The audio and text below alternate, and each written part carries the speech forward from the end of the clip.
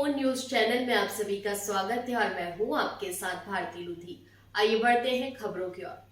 All India SC/ST railway employees association की प्रशासनिक शाखा हबीबगंज कार्यालय में भारत रत्न डॉक्टर भीमराव अंबेडकर की 135वीं जयंती और महात्मा ज्योतिबा फुले की संयुक्त जयंती बड़े ही उत्साह और गरिमामय वातावरण में मनाई गई। कार्यक्रम में समाज के विभिन्न वर्गों, संगठनों और रेलवे कर्मचारियों की उल्लेखनीय सहभागिता रही। कार्यक्रम के मुख्य अतिथि जोनल महामंत्री पुरुषोत्तम अठिया रहे।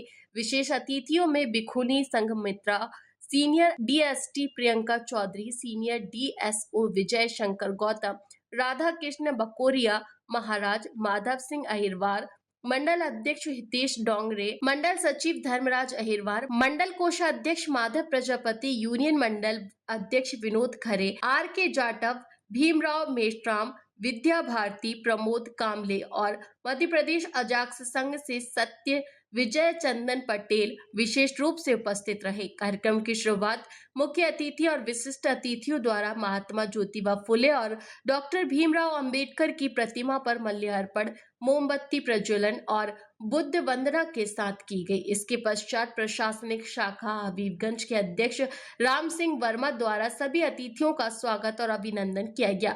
अतिथियों को डॉक्टर अंबेडकर और गौतम बुद्ध की प्रतिमाएं भेंट कर सम्मानित किया गया। इस अवसर पर वक्ताओं ने डॉक्टर अंबेडकर, महात्मा फुले और अन्य महापुरुषों के जीवन, विचारों और समाज सुधार में उनके योगदान पर प्रकाश डाला। उन्होंने कहा कि समाज की उन्नति तभी संभव है जब हम महापुरुषों के आदर्शों को अपनाकर उनके मार्ग पर चलें। कार्यक्रम में मेधावी छात्र छात्राओं को प्रशस्ति पत्र, मोमेंटो और नगद पुरस्कार देकर सम्मानित किया गया। महापुरुष प्रेरणा और सामान्य ज्ञान परीक्षा का दायित्व दिनेश चौधरी को सौंपा गया था, जो उनके मार्गदर्शन में सफलतापूर्वक संपन्न हुई। परीक्षा में 15 से 20 प्रतिभागियों में से विजेता विद्यार्थियों को विशेष सम्मान प्रदान किया गया। कार्यक्रम की सफलता के लिए भोपाल मंडल की प्रशासनिक शाखा हबीबगंज की सराहना की गई। शाखा अध्यक्ष राम सिंह वर्मा और सचिव मनीष चंद्र रवि के नेतृत्व में शाखा द्वारा अब तक दर्जनों सामाजिक और प्रेरणादायक कार्यक्रम आयोजित किए जा चुके हैं। कार्यक्रम का संचालन माधव सिंह अहिरवार और अभिमन्यु कुमार ने किया। शाखा कोषाध्यक्ष शीला गौंड, उपाध्यक्ष अरुण पंक्तल, उपाध्यक्ष राजेश कुमार, संगठन सचिव सुनील कुमार, कार्यालय सचिव लालेश गौंड सहित शाखा के सभी पदाधिकारियों ने आयोजन को सफल बनाने में महत्वपूर्ण भूमिका निभाई। संयुक्त जयंती समारोह में 300 से अधिक लोगों ने भाग लिया। अंत में शाखा सचिव मनीष चंद्र रवि ने सभी अतिथियों और उपस्थित दर्शकों का आभार व्यक्त किया और सभी को सुरुचि भोज के लिए आमंत्रित करते हुए कार्यक्रम का समापन किया। भारत को संपूर्ण प्रभुत्व संपन्न, समाजवादी, पंथ निरपेक्ष, लोकतंत्रात्मक गणराज्य बनाने के लिए तथा उसके समस्त नागरिकों को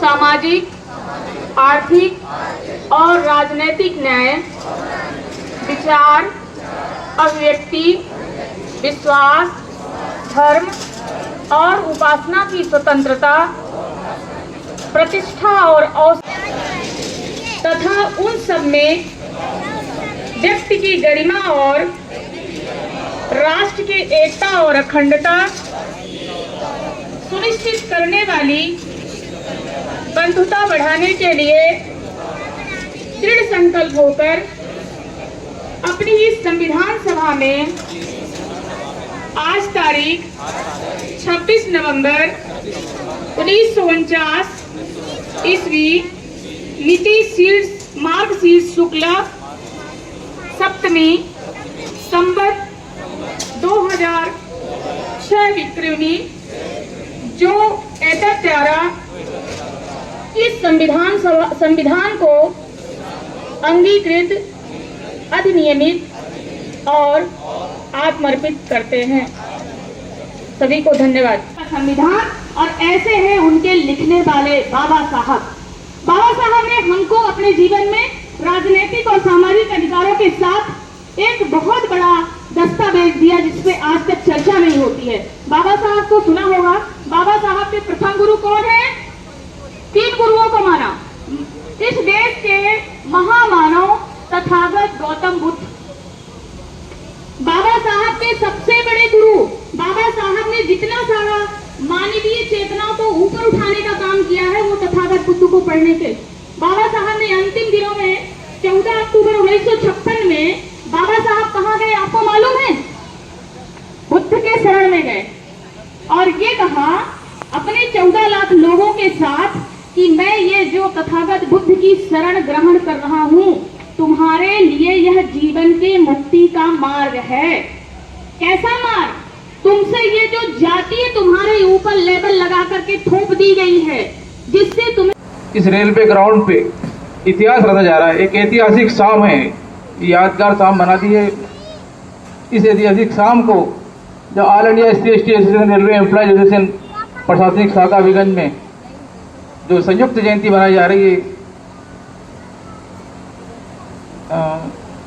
ज्योतिराव फुले महात्मा जो लड़ाई नहीं होती, बाबा साहब ने अपनी लड़ी, लड़ाई नहीं होती, अपनी लड़ी लड़ाई नहीं होती, कोट पैंट ये टाई नहीं होती, ना मालिक बनते बंगले के, ना मालिक बनते कारों के, जो विद्या वाली बात बताई नहीं होती, इनकी कुर्बानी को ऐसे नहीं गमाना, इनकी कुर्बानी को ऐसे नहीं गमाना, जो रास्ता बतला के गए महापुरुष उनको अपने जीवन में अपनाना, अपने जीवन में अपनाना। आप लोगों को फूल जो है शीर्ष पे बैठती है, तो ये जो आज बाबा साहब की, तथागत भगवान गौतम बुद्ध की, महात्मा ज्योतिराव फुले की या अन्य महापुरुषों की जो हम चर्चा कर रहे हैं, उनके जसगान गा रहे हैं, यही वो अवसर है, यही वो स्थान है जिस तरह से मधुमक्खी फूल पे बैठती है। और मधुमक्खी कभी गंदी जगह पे या गोबर पे नहीं बैठ पाती है, नहीं बैठती है। तो इसी तरह से मनुष्य के जीवन में ये जो नशे का अड्डा होता है वो उसी गोबर की तरह है। तो आप लोगों से मेरा यही अनुरोध है अंत में कि जिस तरह से मधुमक्खी अलग अलग स्वाद के फूलों पर बैठती है, पर शहद का स्वाद एक ही है, एक ही होता है। तो आप पढ़िए, गुनिए, नाम सब सुनिए, अनुभव भावना दर से और लोहा हिरन हो न कैसे जो पारस न पर से। इस महापुरुष जितने भी हमारे महापुरुष है ये पारस के समान है और अपन सब लोहे के समान है। इनके विचारों को अपने जीवन में उतार लें। ऐसे फोटो लगाने से, फोटो बांटने से, मूर्ति लगाने से, जयंती मनाने से बाबा साहब या कोई महापुरुष खुश होने वाले नहीं है। अगर उनके वचनों को अपन ने जीवन में जी लिया, जिस तरह से जो है उनने रास्ता बताई, उन रास्ते पे चल जाइए और धर्म वाले बनिए, बिना धर्म के मत रहिएगा। गुरु जी ने कहा है, कबीर साहब ने, कि भाई मैं कुकर राम का, यानी कुत्ता अपने आप को बताया। माता सावित्रीबाई फुले, जिन्होंने माता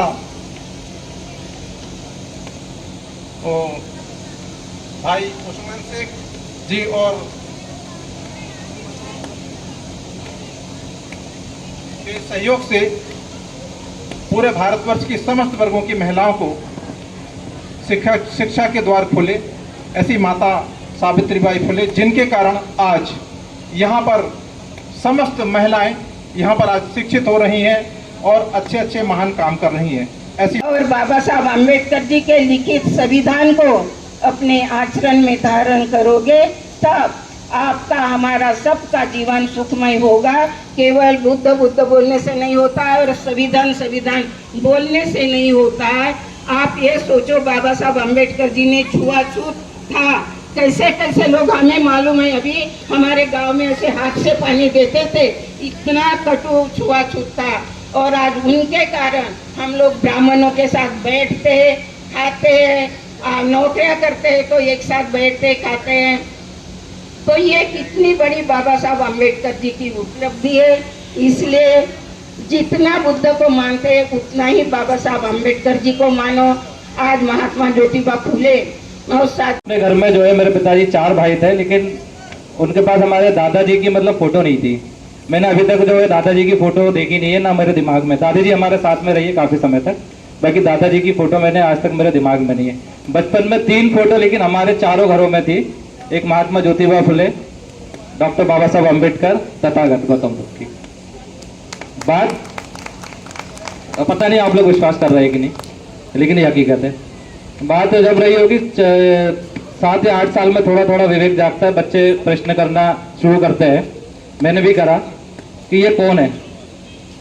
तो उस समय बाल मन या पापा मम्मी जो भी रहे तो उन्होंने ये क्या समझेगा, तो बोले बेटा ये तुम्हारे दादाजी है। भगवान जी, वो तो गौतम बुद्ध की जो स्थिति है वो उनकी प्रतिमा देख के भगवान, मतलब हम समझ जाते थे बचपन से कि भगवान जी है, बाकी ये कोट पैंट वाले कौन है और ये दाढ़ी वाले कौन है। तो पापा बोलते थे दादाजी है और इनके पिताजी है।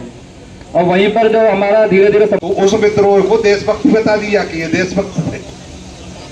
तो जितने भी महान पुरुष हुए हैं, तथागत गौतम बुद्ध से सम्राट अशोक से लेके काशीराम तक, आप जो मानवतावादी महान पुरुष हुए हैं तो वो बहुजनों में, समाज सुधारक हुए हैं तो महान अपने बहुजनों में हुए, दिशा दर्शक हुए हैं, दिशा पथ प्रदर्शक हुए हैं तो वो भी बहुजनों में हुए।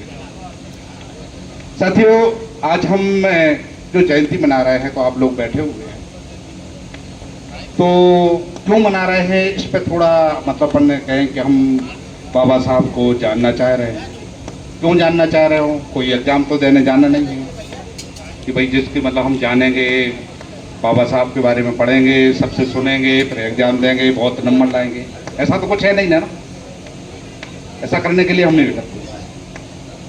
दूसरा ऐसा भी नहीं है कि जैसे आप मंदिर में जाते हैं, भगवान से कुछ प्रार्थना करे आएंगे आज, तो उनका नाम ले आएंगे, उनके गुणगान करे आएंगे, तो हो सकता है कि हमारे लिए कुछ अनड्यू मिल जाए, कुछ ऐसा मिल जाए कि मतलब जिसके लिए हमने कर्म ना किए हों और मिल जाए, कुछ गड़ा हुआ सोना चांदी मिल जाए और बड़े ज़्यादा नंबरों से, ऐसा कुछ नहीं है। तो फिर क्यों हम मना रहे हैं?